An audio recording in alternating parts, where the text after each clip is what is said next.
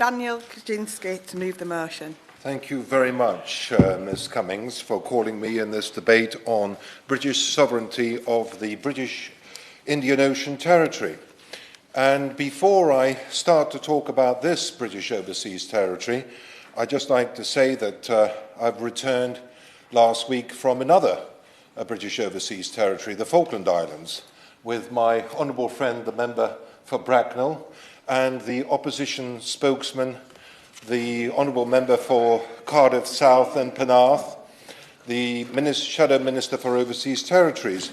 We've just spent 9 days together in the Falkland Islands, inspecting the defences of the islands, meeting with islanders, and, most importantly, commemorating the 40th anniversary celebrations of the liberation of these islands in June of 1982.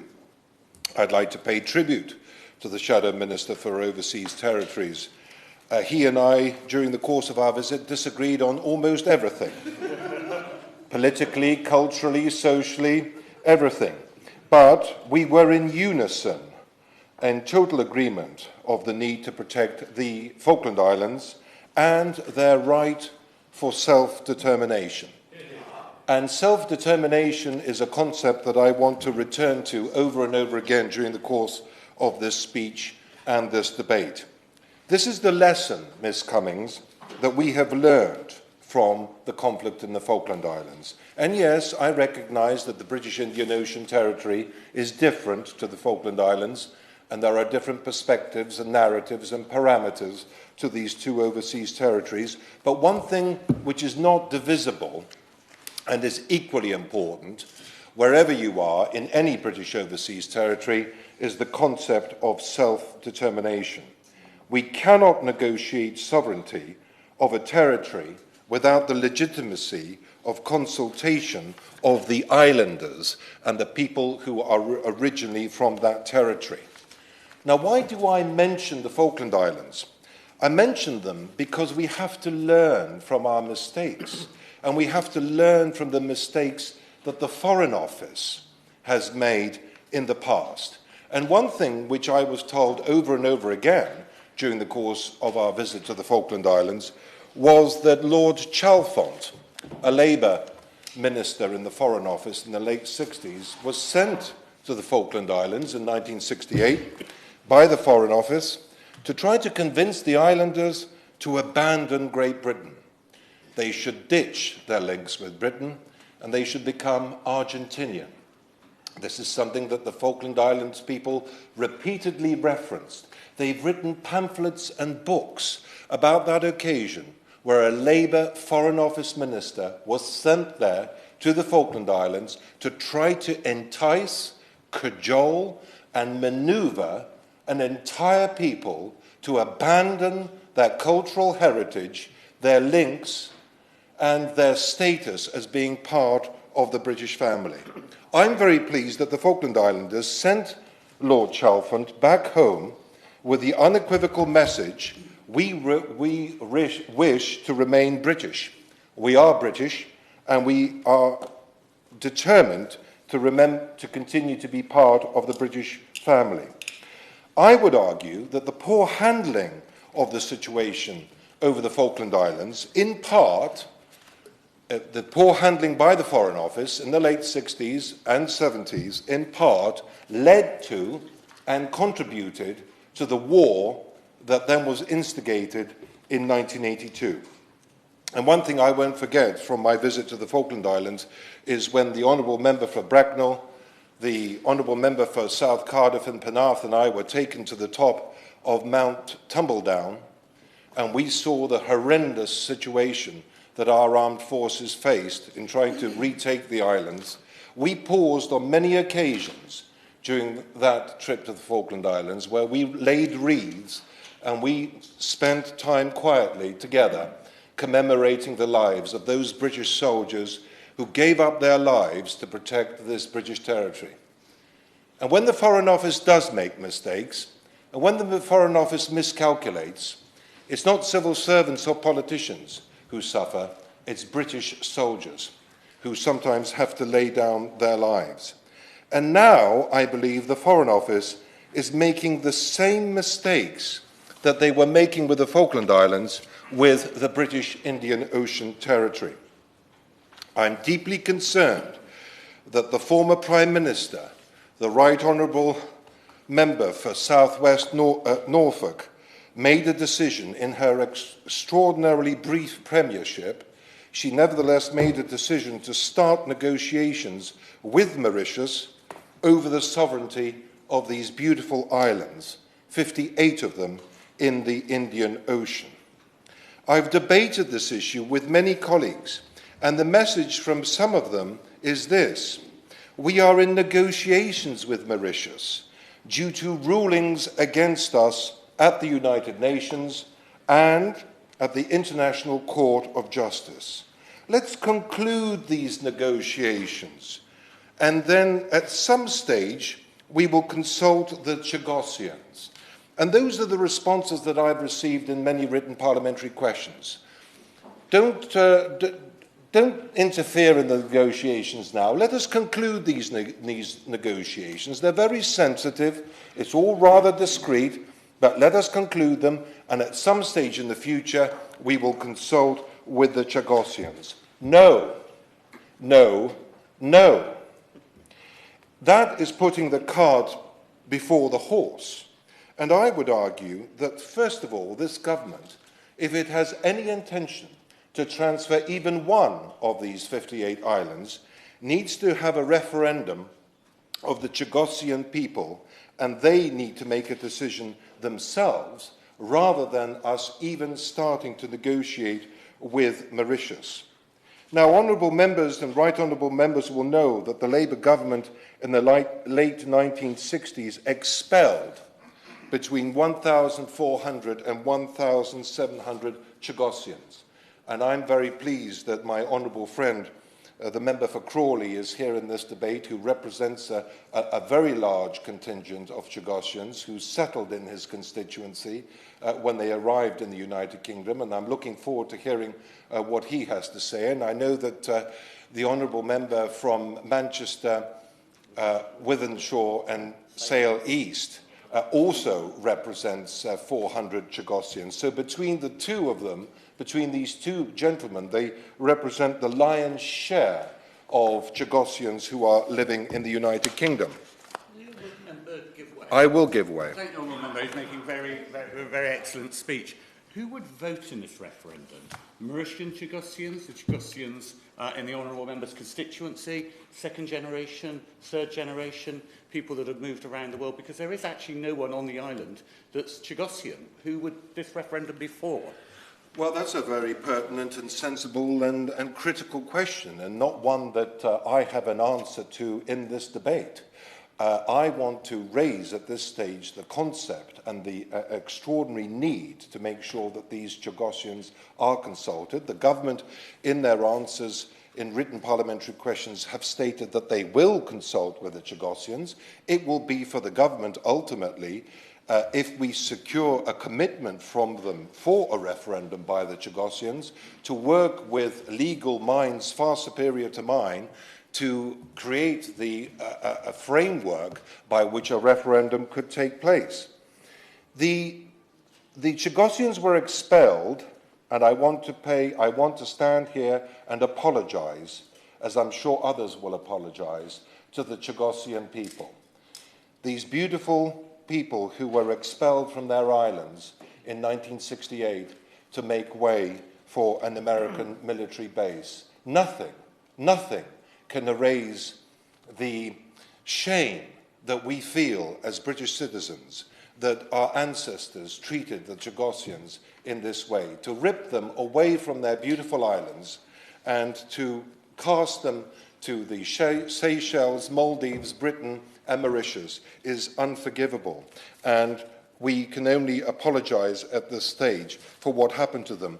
The military base was set up to counter growing Chinese and Soviet belligerence in the Indian Ocean and beyond. And today we see a similar belligerence from Russia and especially China. And that's the point I want to get across in this debate. We've got to look at what's going on in that region. Will you give way? I will. Madam Chair, thank you very much indeed. I may be one of the very few, if not only parliamentarian, to actually have been to the British Indian Ocean Territory on duty as a military person. So I've seen firsthand how important that base is to NATO and beyond. For me, it's clear.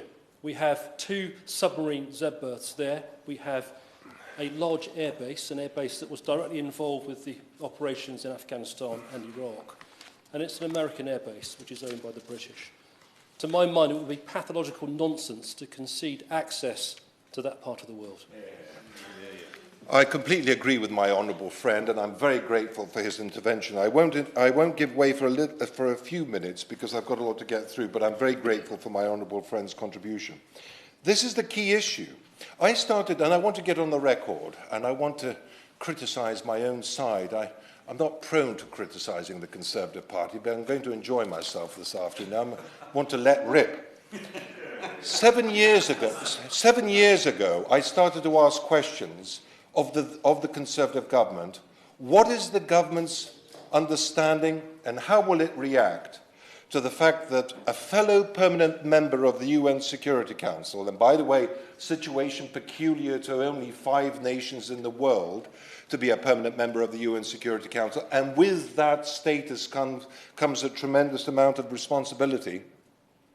I asked the then Foreign Secretary, Mr. Hammond, what is this government's perception of the fact that China has hoovered up hundreds of atolls in the South China Sea, stolen them from Vietnam, Malaysia, Brunei, the Philippines, poured concrete onto them, and turned them into giant military installations, extending their reach by over 1,000 kilometers by stealing all of these islands from all of these countries. And I've met with the ambassadors from Vietnam and Philippines and Malaysia and others who have expressed to me great concerns about what the Chinese are doing. It's only because of British and American freedom of navigation exercises through the South China Sea that this waterway, through which 65% of the world's trade passes through, is still open. Otherwise, the Chinese would have tried to turn it into a Chinese lake. And the government's response, and this is extraordinary, the government's response, Mr. Hammond's response was, the British government does not get involved, nor has any opinion on the disputes of uninhabited atolls in the South China Sea. How regrettable, Miss Cummings, that answer came 7 years ago, because I would argue, Miss Cummings, that it was the government's lack of action in China, stealing hundreds of these atolls, which is the thin end of the wedge. And it gave the brutal communist dictatorship of China a green light. Yes, it's okay for us to steal other people's territories. Yes, it's okay for us to pour concrete onto these atolls and turn them into military installations because the British aren't going to do anything about it. Yes, sir. Thank you, Honourable Gentleman. He's making very strong points on China and their influence in the atolls. In his impression, is it around setting up military bases, or is it about telecoms and listening in and disrupting global communications rather than establishing military bases? Because that would be even more worrying than the assertion that he's made. Well, I completely agree with my right honourable friend, and of course it's a combination of both factors, with the Chinese trying to extend the tentacles of their reach throughout the whole of the region to put smaller countries under pressure. But the Chinese, I would argue, Miss Cummings, control Mauritius through their Belt and Road policy, as they do with so other many small nations around the world. Guess which is the first African nation which received a free trade agreement with China? Mauritius. Guess which is the country, a tiny little island, small economy, but guess which is the country that's received over $1 billion in investment from China over the last few years? Mauritius. And I would argue that the moment we give Mauritius some of these outer islands, and there are 58 of them, Mauritius will lease one or some of the islands to the Chinese almost instantaneously. We don't know the conversations that are taking place between Beijing and Port Louis. We don't know, but we cannot discount and interpret what the financial statistics are saying about the control of the Chinese of Mauritius. Even if they let us keep Diego Garcia, and this is, I think, a nuanced argument that certain politicians and colleagues have said to me, don't rock the boat. These are very delicate negotiations. We've got to maintain our control over Diego Garcia. If that means giving away some of the other islands and coming to a compromise, then so be it. No, not at the moment. I will in a second. No, because if the mantra is to keep Diego Garcia whilst giving some of the other islands away, can you imagine what would happen to the viability and sustainability of our and the American bases on Diego Garcia? It would be absolutely intolerable for us, and by the way, I have visited our military bases on Diego Garcia. I have spent days meeting with American officials on the islands who briefed me, who showed me around the naval vessels and all the installations that are there. Can you imagine us having these huge military bases with the Chinese just a stone's throw away from us, just in the other islands? It would be completely unacceptable. I visited Peros Baños, one of the outer islands, after sailing overnight from Diego Garcia, the island where the military base is. Islanders on Peros Baños were expelled in 1970 as that island was perceived to be too close to our military base. The Chinese have shown form. They are the world experts as to how to turn atolls into military installations. And the argument that Peros Baños and the other islands are too small and insignificant, too low under sea level for them to be viable, well, the Chinese have proved that concept completely wrong. They've managed to do this so successfully in the South China Sea. There's been an appalling injustice, which we must now right. Rather than accommodating spurious demands of Mauritius, we need to consult the indigenous people living in Britain, Mauritius, Maldives, and the Seychelles. And I just want to, at this stage, read out a statement from Frankie Bontemps, a constituent of my honourable friend from Crawley. He is an NHS worker working at the hospital in Crawley. He's from the Chagos Islands. I had a long and somewhat emotional telephone conversation with him last night. Tremendous man who I'm looking forward to meeting in the House of Commons. This is what he writes.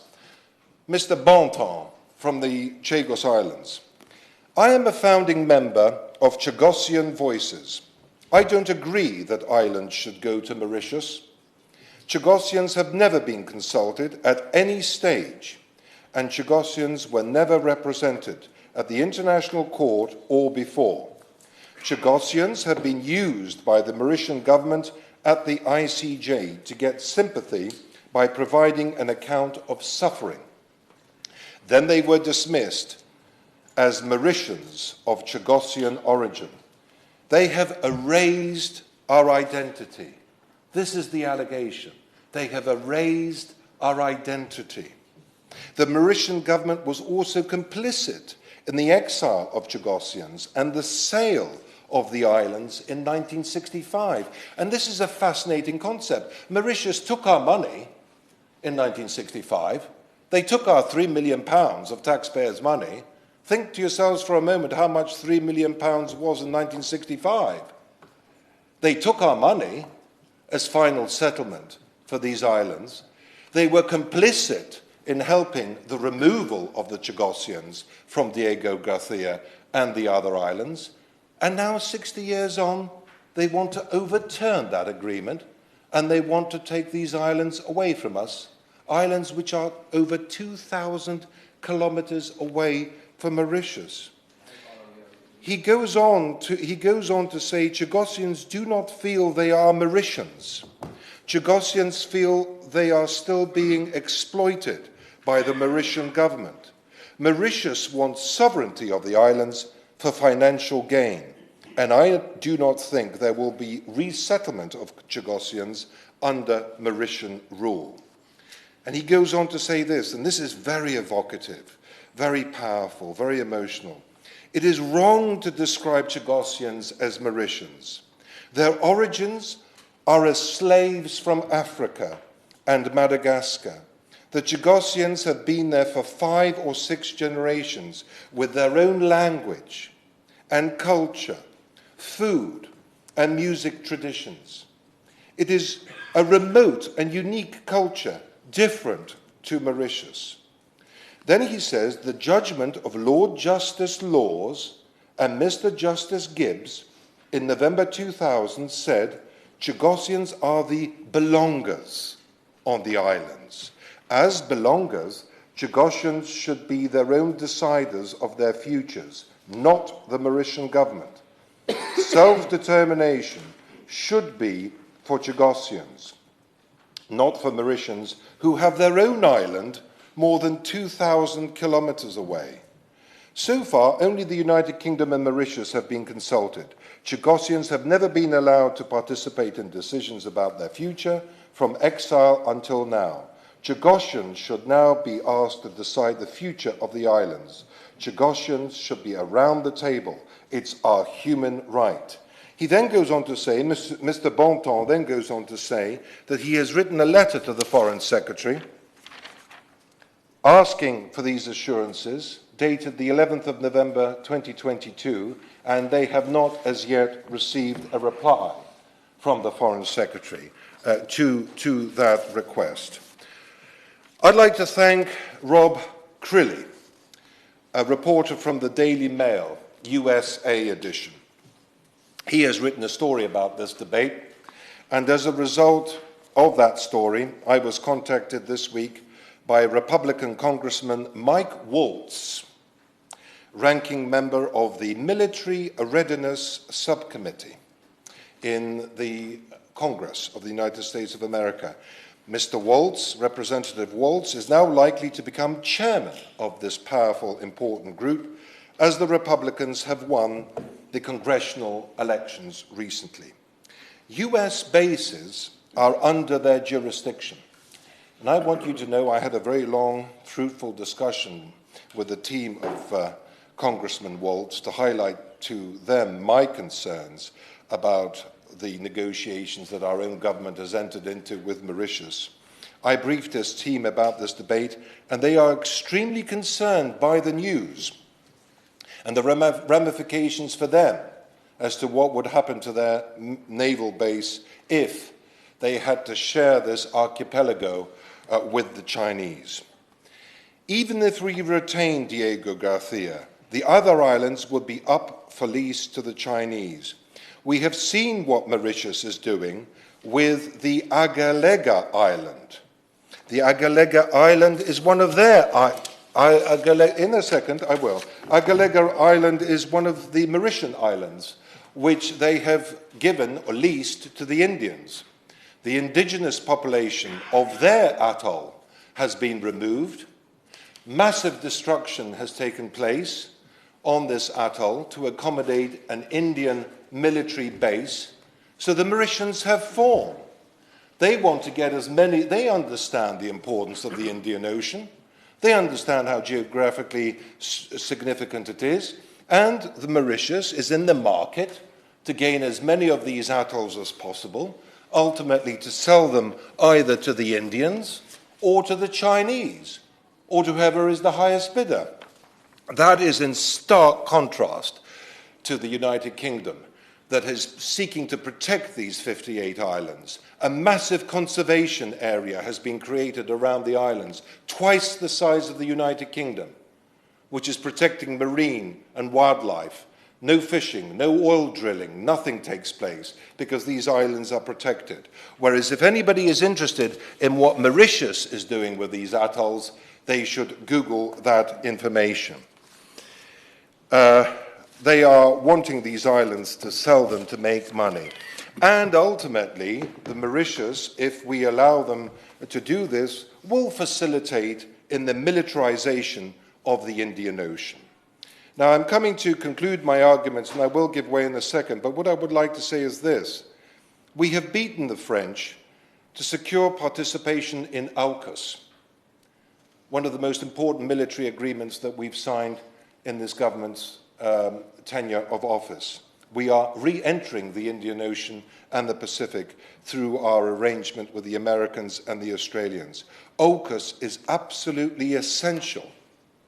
It was Lee Kuan Yew, as you know, Ms. Cummings, who remonstrated with the United Kingdom when we left Singapore in 1971.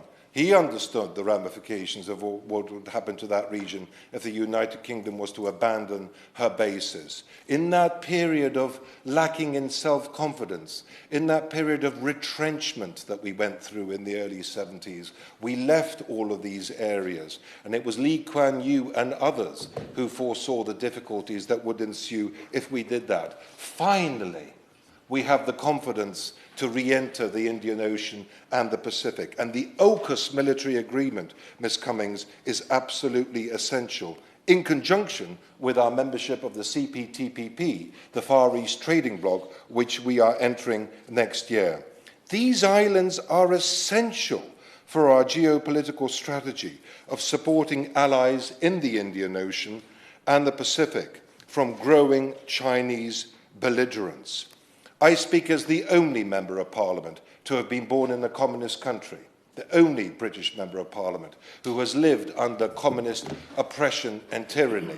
I know what the communists are capable of, and I know the way in which the Chinese Communist government is threatening and bullying many smaller countries in the region. It would be madness to allow, as my honourable friend has said, it would be madness to allow the Chinese to enter the Indian Ocean through their puppet client state of Mauritius. I hope the Chagossians, listening to this debate across the United Kingdom and in Mauritius and in the Seychelles, listen to us, listen to the strength of feeling that many of us have to demonstrate to them that we, as a former imperial power, recognize the mistakes that we have made, and now, in the new modern era, will put at the very forefront the concept and integrity of self-determination. And if any of these islands are to be abandoned, then they can only be done so through the legitimacy and acceptance of the Chagossian people, which I don't think is there. And that's the fascinating thing, and I'm looking forward to hearing from my honourable friend, and I will stop shortly so that he can speak. But in all my discussions with the Chagossians, they are up for this. They are up for remaining British. We can convince them to vote in the referendum to remain British. So that is the question that I want to pose to the Minister. Why are we negotiating with the Mauritius government before the Chagossians have been consulted? And the last thing I will say is this, and I'm going to use parliamentary privilege for the first time in 17 years. There are British citizens, who I won't name in this debate, who are actively conspiring to aid and abet Mauritius to take these islands from the United Kingdom. I won't begin to tell you what I think of these individuals, but I very much hope they will be thwarted in their actions. Thank you. The question is that this House has considered the sovereignty of the British Indian Ocean Territory. Patrick Grady. Thank you, Ms Cummings. I'm not entirely sure where to begin. I want to, I suppose, congratulate the member on securing the debate and welcome his interest in this issue. Many of us in the Chamber are members of the all-party parliamentary group on the Chagos Islands and British Indian Ocean Territory, and I've spoken frequently in Westminster Hall and the main chamber on the questions of sovereignty and the rights of the islanders and their descendants. And I don't recall ever seeing the member for Shrewsbury and Atcham at one of those APPG meetings. I haven't gone through the minutes of all 30 meetings that have taken place since I joined it in 2016, so perhaps I've missed them. But a quick search of Hanshard will... yes? Can I just on the record state that I have attended some of these meetings, and I suspect that he's getting wrong information, because we can show him accounts of me attending those meetings. That's right. No, I'm very happy to stand. I'm very happy to stand corrected on that. As far as I could tell from a search on Hansard, he's mentioned the British Indian Ocean Territory once in his career in this place, and that was last year in a debate on AUKUS. And I think his peroration probably gave us a sense of the real priorities behind the debate that has been called today. At a base level, I don't disagree. I absolutely think that the Chagosy community should be involved and consulted in the negotiations on the future of the islands. That's what many of us who've been involved in the all-party group have been campaigning on for many, many years. I would just say to him, good luck in getting the United Kingdom government to recognise the sovereignty of a people and deciding that their democratic future should be decided in a referendum on the future of their territory, because the UK government is very clearly against that kind of democratic process. But I think it is important that we find a way to make sure that the community are properly consulted. But I suspect the issue will divert away from the specific question of sovereignty and more into an issue of their rights and the future of their connection with the islands themselves. The community, as the Honourable Member recognises, is quite widely dispersed because of the actions, the historical actions of the United Kingdom government. And it is incredibly diverse as well, and different groups will have different views on exactly what a resolution should look like. But a mechanism that can include the diaspora, I think, would be welcome. But it might be, as he alluded to himself, it might be impossible. But there's no reason that the governments that represent them can't put their interests at the forefront when they're at the table. Because he's right, there is a Chagosian community that is represented by the United Kingdom government. There is a Chagosian community that is represented by the government of Mauritius, and there's a Chagosian community that is represented by the government of the Seychelles, and there'll be diaspora, smaller diasporas elsewhere in the world. And that is what parliamentary democracies are for, that's what democratic representation is for, and that's what I think many of us would want to see achieved here. Human Rights Watch, which I'm sure is an organisation the Honourable Gentleman engages with on a regular basis, have called for the inclusion of community voices, saying that righting half a century of wrongs to the Chagosian people means full reparations, their right to return in dignity and prosperity, full compensation for the harm they have suffered, and guaranteed that such abuses never happen again. And I think that is where we ought to try to find some kind of consensus. I come from a political tradition where sovereignty lies with the people, not with a crown, not with a parliament, and certainly not with a government. And in reality, sovereignty always does ultimately lie with the people. People have the fundamental human rights to freedom of speech, thought and assembly, and those are manifested in the right to live under the rule of law. And those rights can be denied, as they have been in the case of the Chagosians, but they cannot be taken away. So that's why, in amongst all the negotiations, questions about the future of the base on Diego Garcia, which incidentally I think, and this is one of the questions I wanted to ask in an intervention, probably took quite a lot of concrete to establish.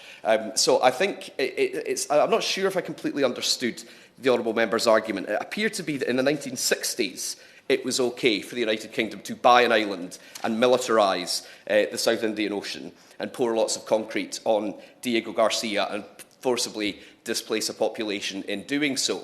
But now it would be completely wrong for any other government to consider such course of action. Well, perhaps it was, I find the notion that we should tell other countries to do what we say and not do what we do, not always the most conducive to building world peace and stability.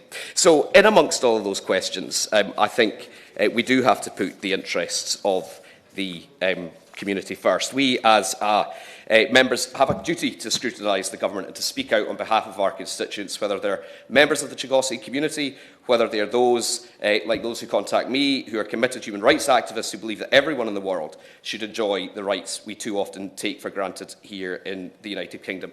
But I hope that the government's movements on this at last do lead to some kind of equitable status that resolves the question of sovereignty in international law, but more importantly achieves justice at last for the people of the Chagos Islands. I intend to start front bench speeches at 3:30, so if I can ask members to keep their comments to around 4 minutes, please. And I call on Henry Smith. Thank you very much indeed for calling me in this important debate on the future of the British Indian Ocean Territory, and I would like to congratulate and thank my right honourable friend, the member for Shrewsbury, for securing this debate and the very powerful comments that he made in his introduction. There has been injustice visited upon the Chagos Islanders for well over half a century. It was the Harold Wilson administration that forcibly removed them from their homeland, exiled them mainly to Mauritius, but also to some other locations like the Seychelles in the late 1960s. Not a decision made by this democratic parliament, but a decision made by orders in council. The way they were then treated in Mauritius is really quite appalling. They've been treated as second-class citizens in that country, and the injustice upon injustice that they have suffered really is intolerable. I believe that they should have a right of return to their homeland, and I'm pleased that in the Nationality and Borders Act, as passed earlier this year, they now have a right of further generations to be able to settle here in this country because they are British citizens and should be by right, and I'm pleased that has been recognised. But their future should be determined by them.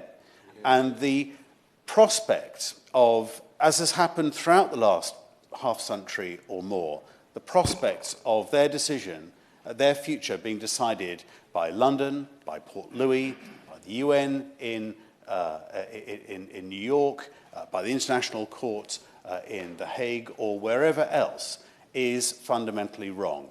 Chagos Islanders must be able to determine their own future.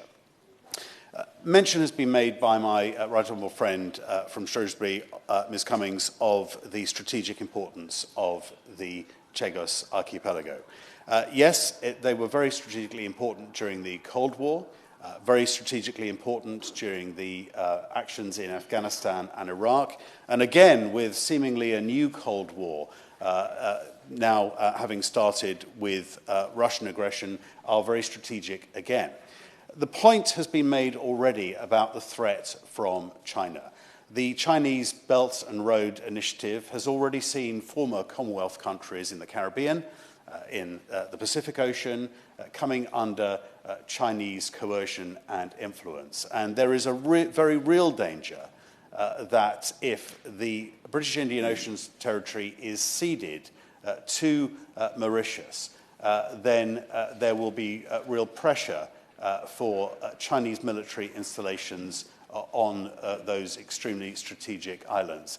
That would be a major military and strategic error for the global community. And I wonder if the Minister could address this point. What discussions have been had with Washington in terms of their views, in terms of defence and foreign policy, should the islands be ceded to Mauritius?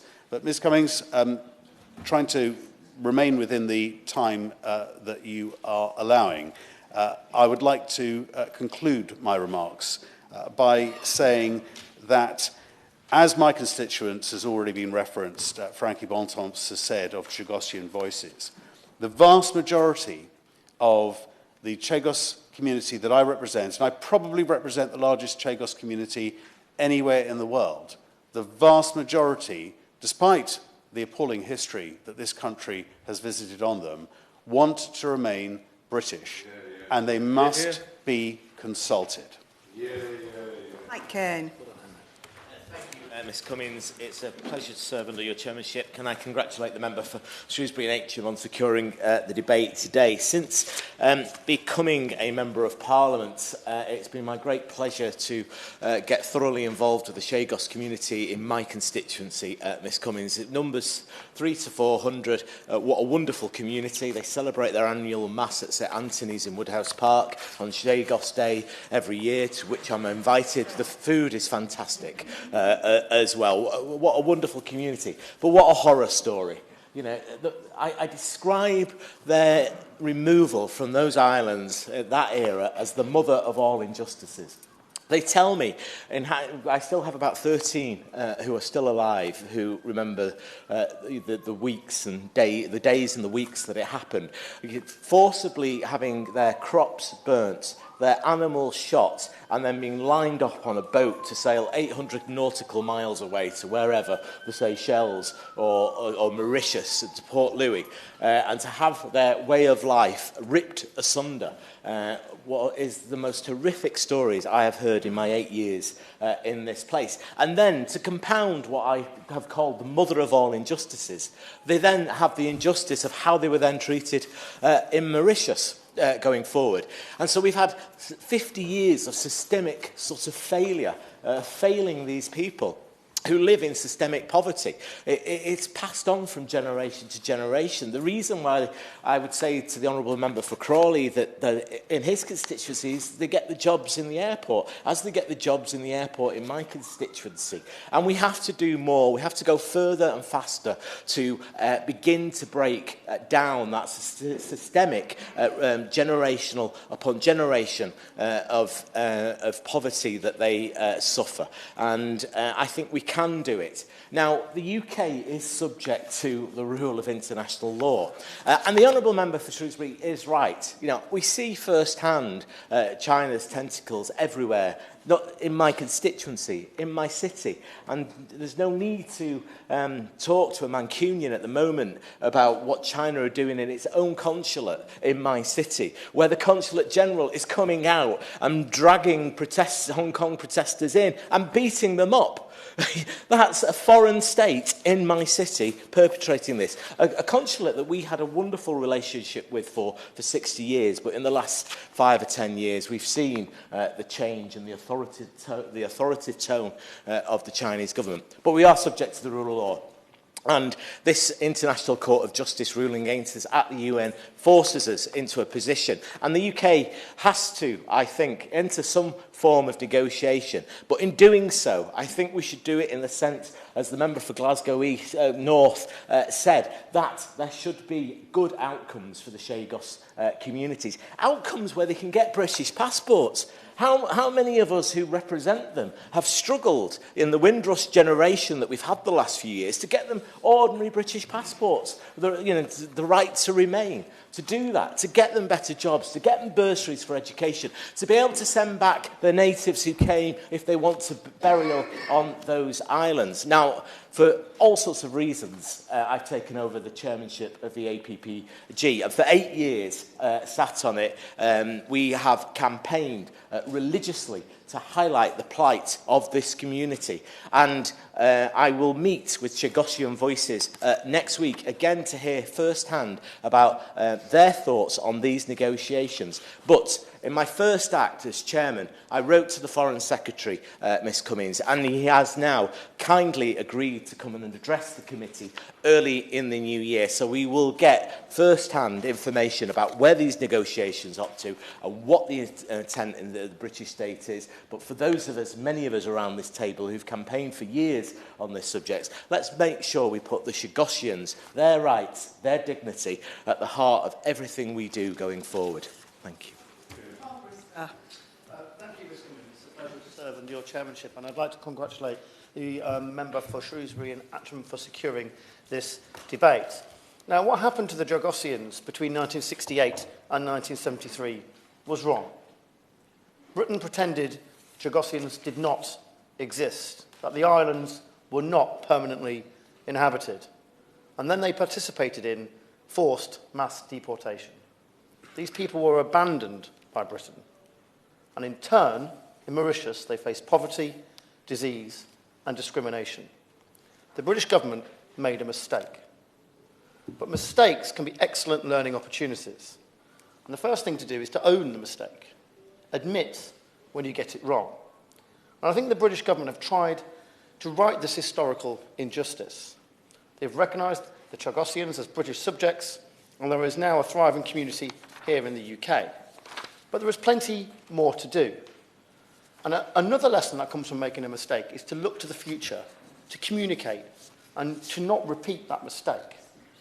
And on the issue of communication, I think all MPs received a letter from representatives of the British Indian Ocean Territory citizens here in the UK, and also signed by a representative of the British Indian Ocean Territory citizens in Mauritius, where they say we are aware of the negotiations discussing the future of the British Indian Ocean Territory and the Mauritian government. We want to express our strong disagreement with this negotiation, which will have a negative impact on our ancestral islands. There is still time for the British government to act on this.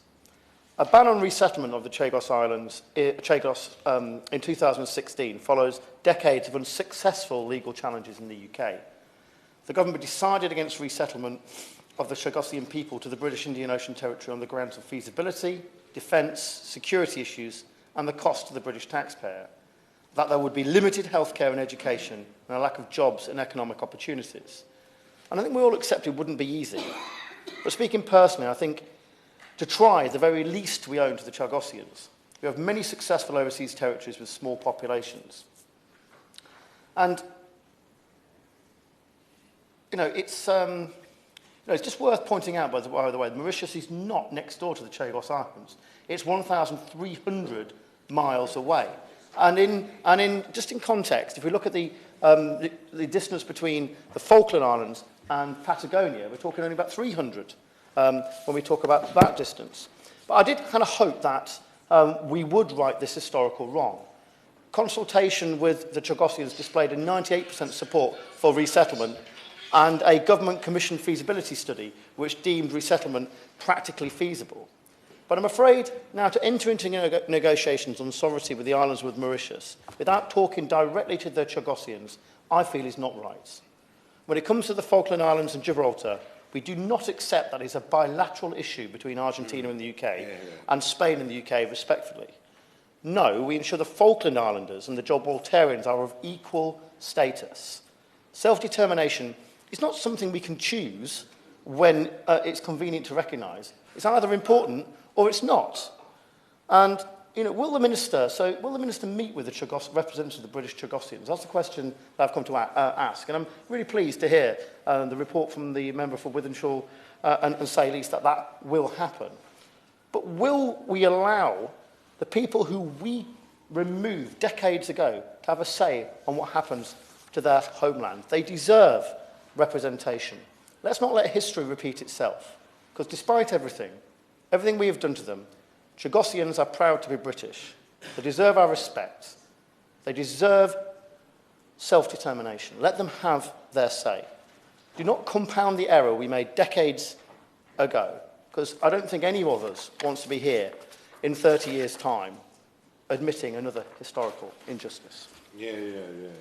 Then.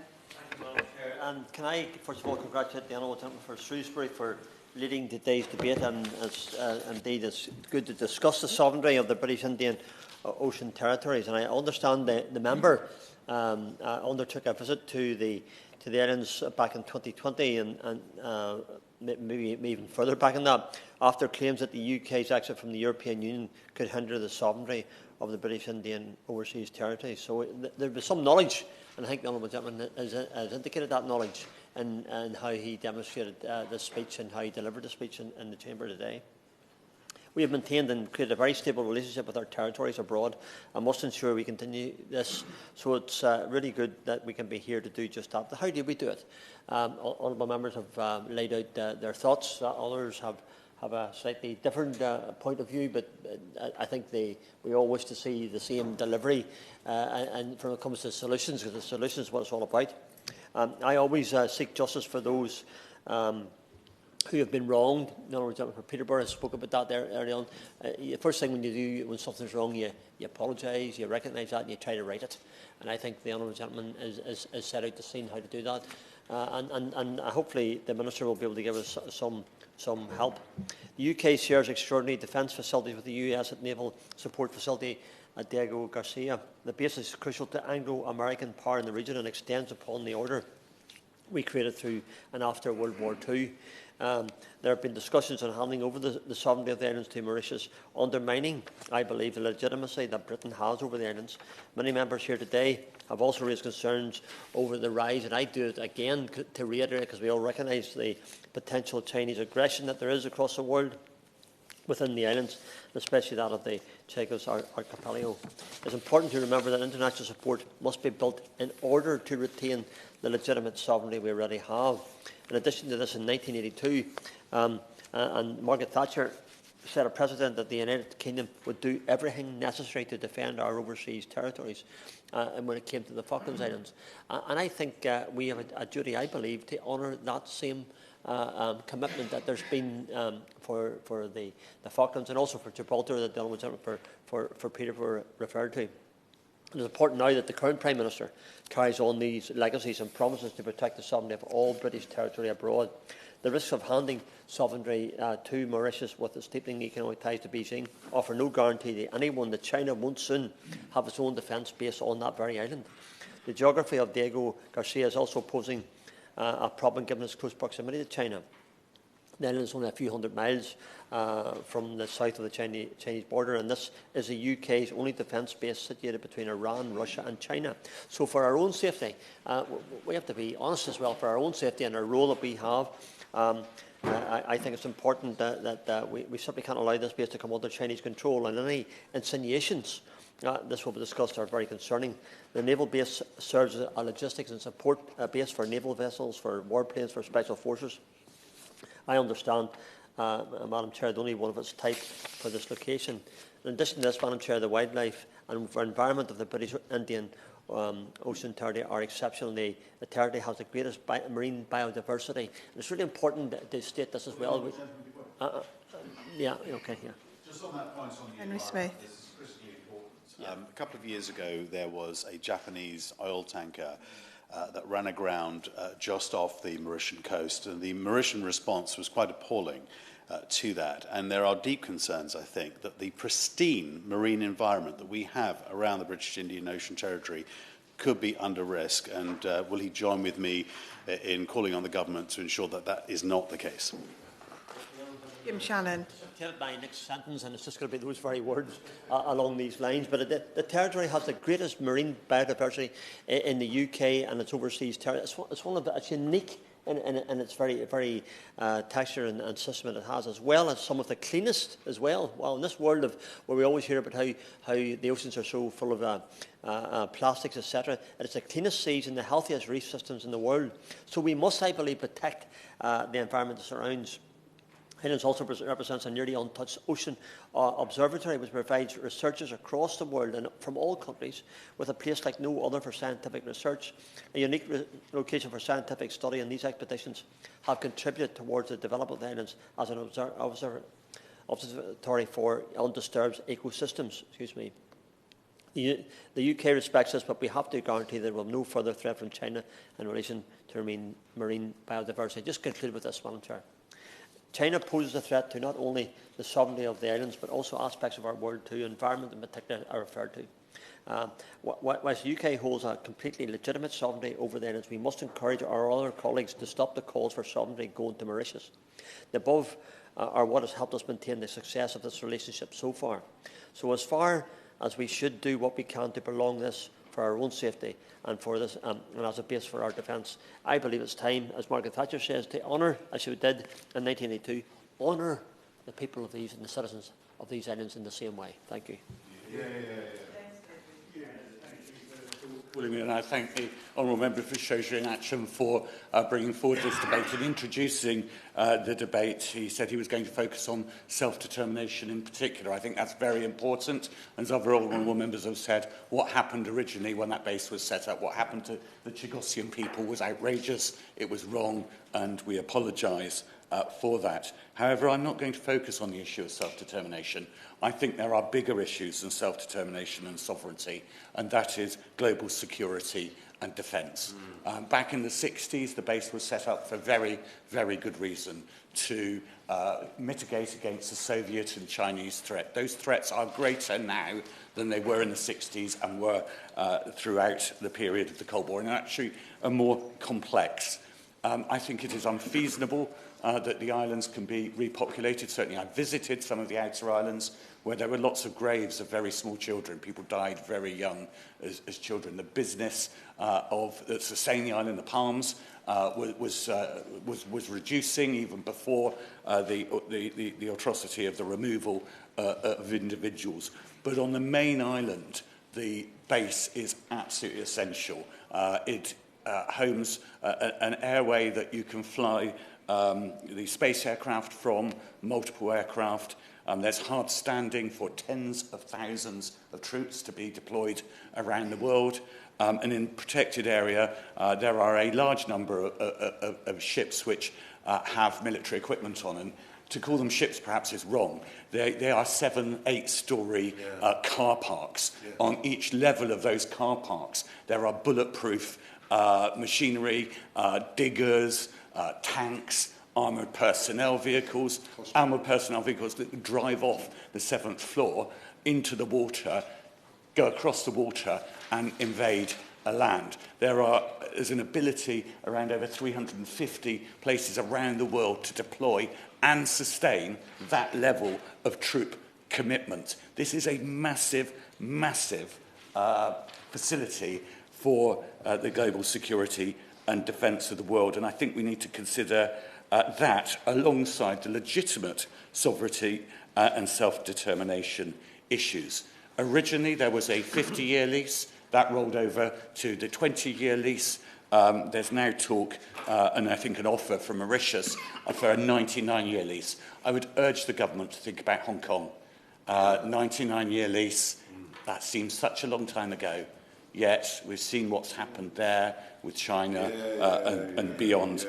So whatever we do, I think if the global community, which relies heavily, let's be honest, on the Americans, the global community needs that facility to protect all our citizens and global citizens. And I think that should be at the forefront of the government's mind, while trying to protect and improve Chagossians both here, the Seychelles and Mauritius. And in the past I've met with all of them, and I think there's a pragmatic understanding of there's a desire to move back, but there's a practical understanding that it is would be very, very difficult, even without the American base and British sovereignty issues.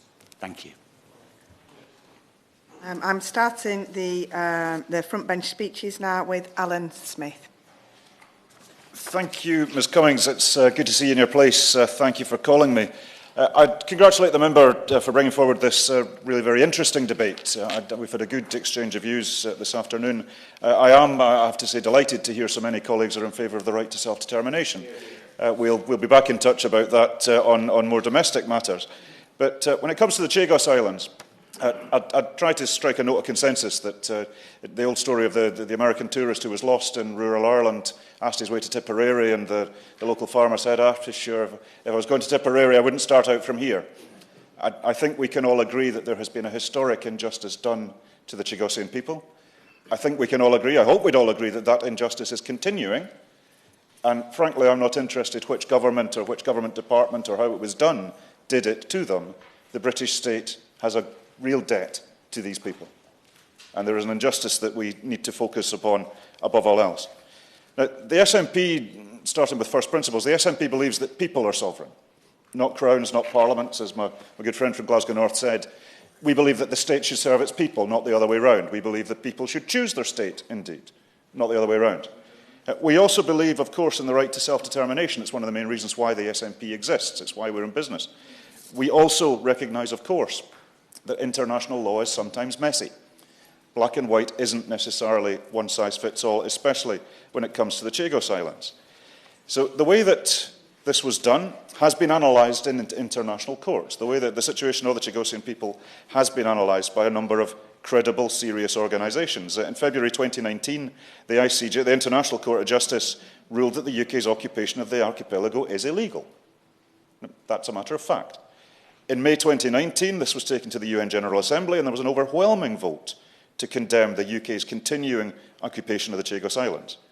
And in January 21, just this year, the UN's International Tribunal for the Law of the Sea upheld that view of the General Assembly, that the UK is in the wrong. Now, what we've heard today is the reality of power politics and big state politics, but you can't have both, I'd say to colleagues. And the Chagossian people are owed a debt by this government, are owed a debt by the administration, by all of us. And I've been very glad to hear the member for Shrewsbury himself apologise. I think we all owe an apology to the people of the Chagos Islands. So some questions concretely for the Minister. The talks that have started with the Mauritian government, what's the timescale for those? I've seen one timescale that suggests this will be somehow wrapped up in a matter of months, early next year. I have to say that strikes me as a little ambitious. What would be her assessment of the timetable? We've seen the announcement of the fund that Lord Ahmed announced to compensate the Chagossian people. What's the progress of that? It struck me as inadequate, and a 10-year timescale seems rather longer than it needs to be. But what's the ramifications? What's the details of bringing that out? And where does she think, in international credibility, the UK is with this right now? I've spoken to a number of colleagues within the European Parliament, within the representations to the UN, and this is doing real damage to the UK's credibility. Because if the UK is saying that it believes in the rule of law, it believes in international cooperation, this really is an example of where that's not the case.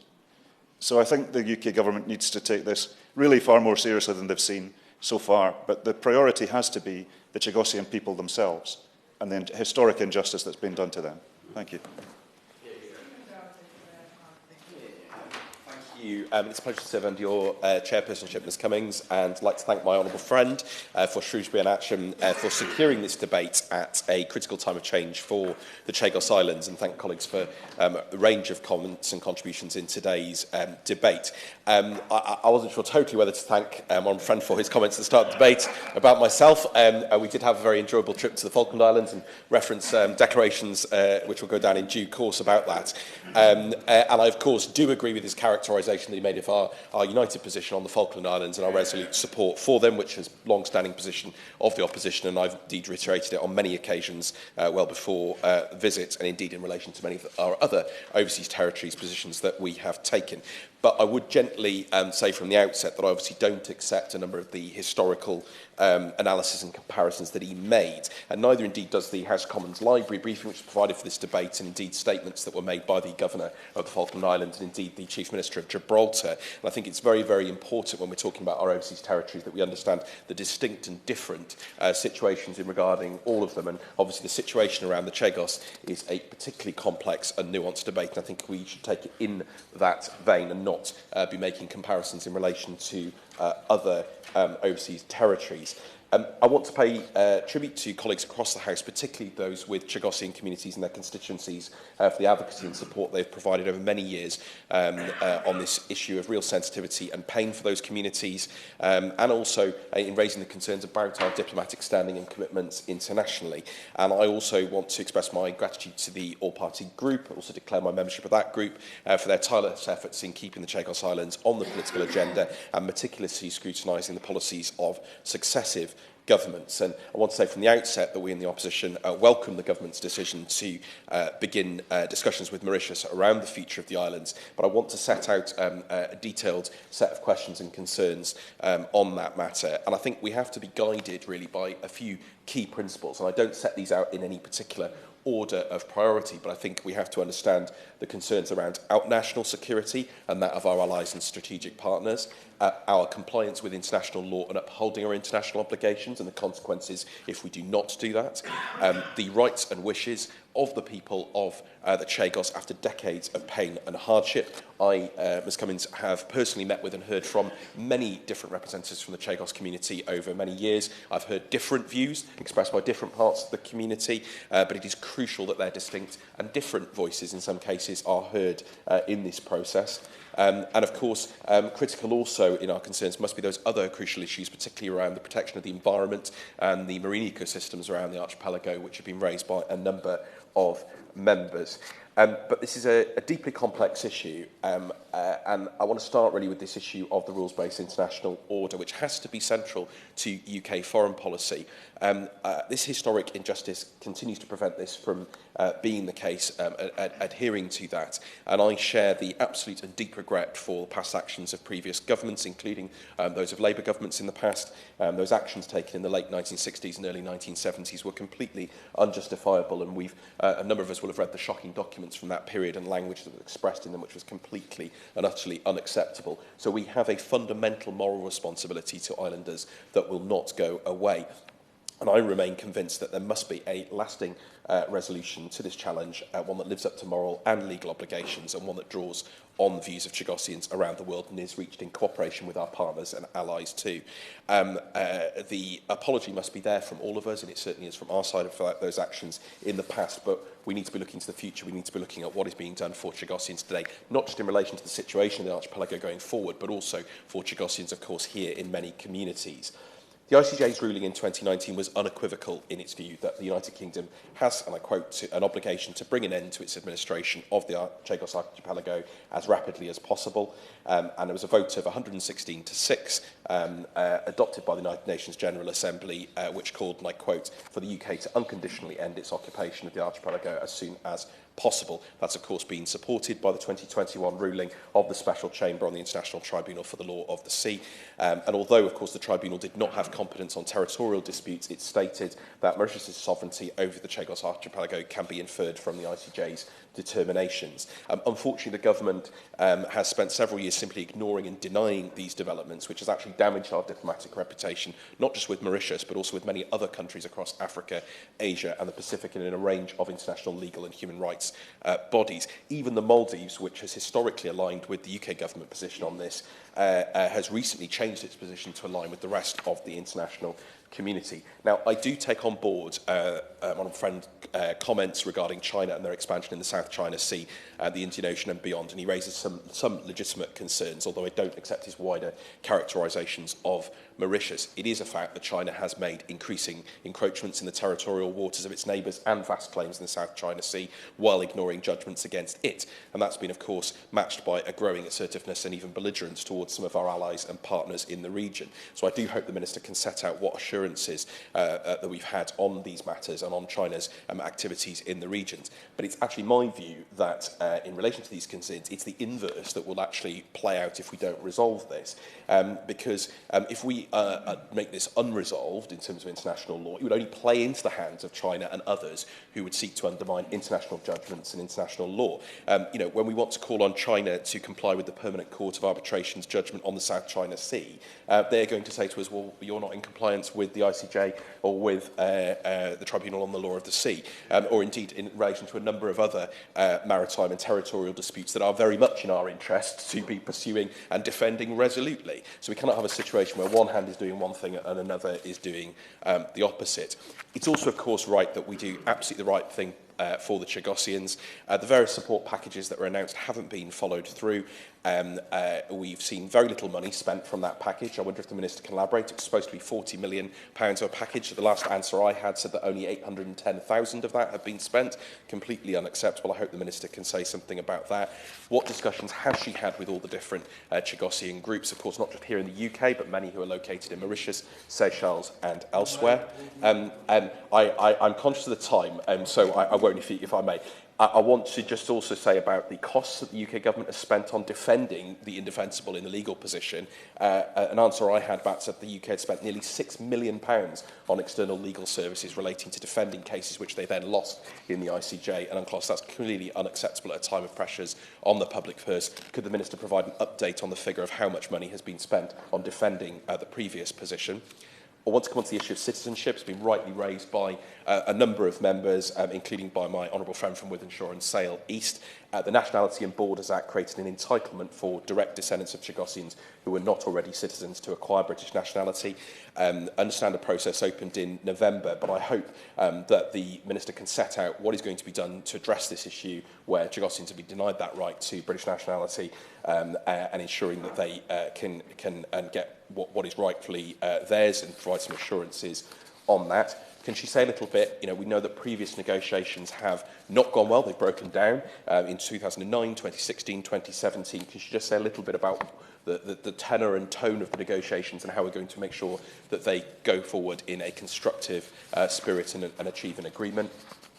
On the issues of defence, I think it's absolutely crucial that we understand, and the point has been made rightly by many members, that the United Kingdom and United States defence facility in the territories plays a vital role in keeping our allies safe, us safe, drugs, piracy, national security, the activities of regional partners, supporting allies from many countries, nuclear test ban monitoring, and regional humanitarian efforts. So can she say what discussions have been had with our allies, particularly the United States, about these negotiations and ensuring that we maintain our defence capabilities in Diego Garcia? And lastly, the issues around the environment and maritime importance of the islands. Obviously, recognise the judgment in relation to the MPA, but it is clear the importance of the archipelago. It's clear that we need to protect that environment. What discussions have been had with Mauritius so far on that, and indeed other partners in the region, and of course Chagossians, who of course believe in protecting their environment, their historical homelands, crucially as well. So I want to conclude, Ms Cummings, by just saying I think there have been some important questions asked today, some very reasonable contributions. I don't agree with all of them, the tenor in which some of them have been made, but this is a complex and nuanced issue. It requires a complex and nuanced solution. We want to engage with Chagossians here in the UK. We will work constructively with the government to find a permanent and equitable settlement which will end decades of pain for so many, whilst addressing those legitimate concerns about defence, security, the environment, the rights of Chagossians, and the rights of return for them. The ultimate problem here is that this is hampering our diplomatic position in the world. It's having much wider implications. It is a historical injustice, but at the heart of it, we must remember that this was a historical injustice done to a people wrongly by a past government, and they have to be at the heart of any solution going forward. Minister. Thank you, Ms Cummings, and I'd like to thank the Honourable Member for Shrewsbury and Atcham for securing this really important debate. Honourable members have all highlighted the UK's recently opened negotiations with Mauritius on the exercise of sovereignty over the British Indian Ocean territories, known as the Chagos Archipelago. My right honourable friend, the member for Braintree, the Foreign Secretary, announced the beginning of these negotiations on the 3rd of November. This had followed discussions with Mauritius at the Commonwealth Heads of Government meeting in June and the UN General Assembly in September. I can confirm, Ms Cummings, that negotiations have now formally begun. Officials from the United Kingdom and Mauritius met on the 23rd and 24th of November and had constructive discussions. They will be meeting again shortly to continue those discussions and negotiations. You will appreciate that we will not be providing any detail on ongoing discussions or speculate on the outcome at this time. But I would like to commit and reassure members that we will keep them and Parliament informed at key junctures through the process. The UK and Mauritius intend to secure an agreement on the basis of international law to resolve all outstanding issues. And I anticipate any agreement will be subject to parliamentary scrutiny under the Constitutional Reform and Governance Act in the usual way. Let me be clear, Ms Cummings, both the UK and Mauritius have reiterated that any agreement between us will ensure the continued effective operation of the joint UK-United States Defence Facility on Diego Garcia. For more than 40 years, this joint base has contributed significantly to regional and global security. It is the result of a uniquely close and active defence and security partnership between two long-standing allies. Excuse me. The base helps the UK, the US and other allies and partners to combat some of the most challenging threats, including from terrorism, organised crime and instability. The base is well positioned as a key enabler for maritime security, including the protection of regional shipping lanes from threats such as piracy. Diego Garcia also plays a key role in humanitarian efforts, ready for a rapid response in times of crisis or disaster in the region. This includes the 2004 earthquake and tsunami in the Indian Ocean, the 2011 earthquake and tsunami in Japan, and the 2013 typhoon in the Philippines. The base plays an important part in assisting the operation of the Global Positioning System, GPS, and helping the International Space Station to avoid space debris and prevent satellite collisions. We are alive to concerns regarding the influence from malign actors in the Indian Ocean. And my right honourable friend, the member for Braintree, acknowledged these concerns during his Foreign Affairs Committee evidence on the 14th of November. He assured the committee that this is an issue we take very seriously and will make sure it is at the heart of our position during the sovereignty negotiations with Mauritius. Reaching a negotiated agreement on the archipelago will allow the UK and Mauritius, as close Commonwealth partners, to work even more closely together. This will help us to tackle the regional and global security challenges that we both face, along with our wider partners, and avoid malign influences expanding into the Indian Ocean. And it will include promoting human rights and maritime security, whilst tackling illegal migration, drugs and arms trafficking. We are also keen to strengthen significantly our cooperation with Mauritius on marine and environmental protection in particular, and my honourable friend, the member for Crawley, set out some historic issues where the management of those challenges was perhaps not managed as well as it needed to be. The archipelago boasts incredible marine biodiversity, as well as some of the cleanest seas and healthiest reef systems in the world. They support 6 times more fish than any other Indian Ocean reef. The marine protected area is one of the largest in the world, prohibiting all commercial fishing and extractive activities such as mining for minerals, oil and gas, and forms a substantial part of the UK government's Blue Belt programme. The area hosts many scientific expeditions as part of our call for an international target to protect at least 30% of the global oceans by 2030. We will be pushing for this ambitious target at COP 2015 in the weeks ahead.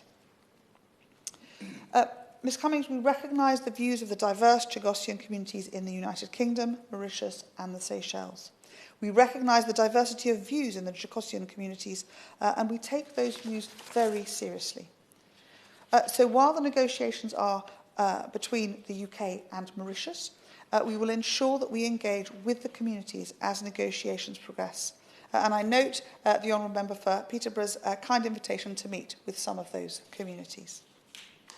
The UK has expressed, and indeed colleagues have too, our all profound and deep regret about the manner in which Chagossians were removed from the islands in the late 1960s and early 70s. And I hope that the voices that we have brought here today continue to reiterate that sense of horror and dismay of what happened all those decades ago.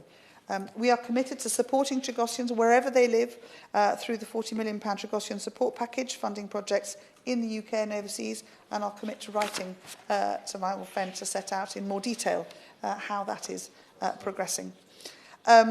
We've also taken other steps to support the community, and on the 23rd of November, the UK government launched a new route for British citizenship for all Chagossian people and their children, free of charge. This new route will give anyone of Chagossian descent the opportunity to build their future in the United Kingdom, should they wish to do so, holding British citizenship. Ms Cummings, I've talked about ways in which the UK and Mauritius could strengthen our work together. Excuse me. The backdrop to this, of course, is our close Commonwealth partnership and our deep historical ties. We are Mauritius's second biggest export market, whilst it is our 6th biggest market in Africa for trade and investment. We are proud of its active diaspora in the UK, and hundreds of Mauritian students study in our universities every year. Meanwhile, our tourists flock to Mauritius, accounting for 15% of its annual visitors. And Mauritius is a leader among small island states in tackling climate change. The UK welcomes it as a new pioneer country for the Task Force on Access to Climate Finance and will act as an anchor donor for Mauritius. So to conclude, Madam Chair, if I may, we aim to work even... She concludes. Oh, yes. I'm very grateful to my right honourable friend.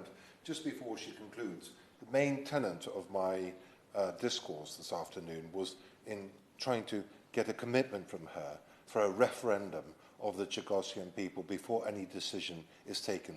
Can she give me that commitment? Minister. Thank you. As I've set out, we will be making sure that we have close discussions not only with our Mauritians but with those communities as well. And as the negotiations progress, as I say, we will keep colleagues and Parliament abreast of how that is developing. But as we look forward, we aim to work even more closely with Mauritius to tackle those incredibly important regional and global security challenges that we all face. And we also remain fully committed to ensuring the effectiveness of the base on Diego Garcia for the benefit of regional and global security. Thank you, Madam Chair. Daniel Kawczynski to wind up. Thank you very much, Ms Cummings. And all I would say to wind up is that I still have not heard. I'm very grateful to my right honourable friend for the assurances that she has given to us and the fact that she will write to the Shadow Minister about some of the points that he has raised. But I have still not, I've heard her saying that there will be extensive consultation with the Chagossians, that they will be consulted.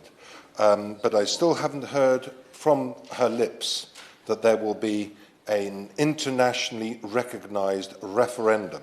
My honourable friend from Southend quite rightly asked questions about how the matrix, the framework, the dynamics, the legality, how that would come about. I couldn't agree with him more. There have been referenda in other parts of the world under difficult circumstances where people have been able to cast the vote. I am absolutely convinced, and I will be meeting with Mr. Bontemps next week, hopefully, just to let my honourable friend know. He has left me in no uncertain terms that the Chagossians, wherever they are, Mauritius, Seychelles, Britain, or anywhere else, they are up for remaining British. And at the end of the day, as part of a British family, our duty and responsibility, first and foremost, trumping even international court decisions, is our responsibility to those Chagossians. Thank you. The question is that this House has considered the sovereignty of the British Indian Ocean Territory. As many as are of that opinion say aye. Aye. Of the contrary, no. I think the ayes have it. The ayes